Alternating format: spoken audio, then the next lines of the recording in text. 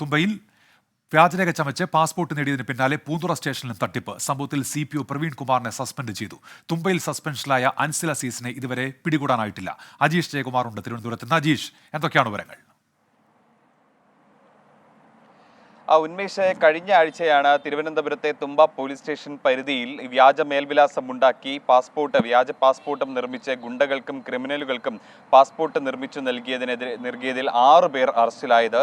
ഇതിന് ഒത്താശ ചെയ്തതിനാണ് തുമ്പ പോലീസ് സ്റ്റേഷനിലെ CPO ആയ അൻസിൽ അസീസിനെയും പ്രതി ചേർത്ത് പോലീസ് സസ്പെൻഡ് ചെയ്തത്. ഈ കേസ് നിലവിൽ ക്രൈംബ്രാഞ്ചാണ് അന്വേഷിച്ചു കൊണ്ടിരിക്കുന്നത്. അതിനെ തുടർന്ന് ഈ അൻസിൽ അസീസ് മുമ്പ് പാസ്പോർട്ട് വെരിഫിക്കേഷൻ ഓഫീസറായി ജോലി ചെയ്തിരുന്ന മറ്റു സ്റ്റേഷനുകളിലും അന്വേഷണം നടത്തിയിരുന്നു. ഈ അറസ്റ്റിലായ മറ്റ് 6 പ്രതികളെ ചോദ്യം ചെയ്തതിൽ നിന്നാണ് ഈ പൂന്തുറ പോലീസ് സ്റ്റേഷനിലും സമാനമായ രീതിയിൽ വ്യാജ പാസ്പോർട്ട് നിർമ്മിച്ചു നൽകി, അതേപോലെ പോലീസിന്റെ സഹായത്തോടെ വെരിഫിക്കേഷൻ നടത്തി ക്രിമിനലുകൾക്കും ഗുണ്ടാ പശ്ചാത്തലമുള്ളവർക്കും ക്രിമിനൽ കേസ് പ്രതികൾക്കും ഒക്കെ പാസ്പോർട്ട് നൽകിയ വിവരം പുറത്തു വന്നത്. ഇതിനെ തുടർന്നാണ് നിലവിൽ പൂന്തുറ സ്റ്റേഷനിലെ CPO ആയ പ്രവീൺ കുമാറിനെ സസ്പെൻഡ് ചെയ്തിട്ടുള്ളത്.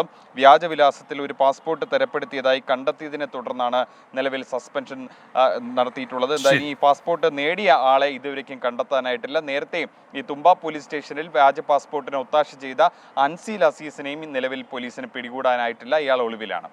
അജീഷ് ജയകുമാർ ആണ് വിവരങ്ങൾ നൽകുന്നത്.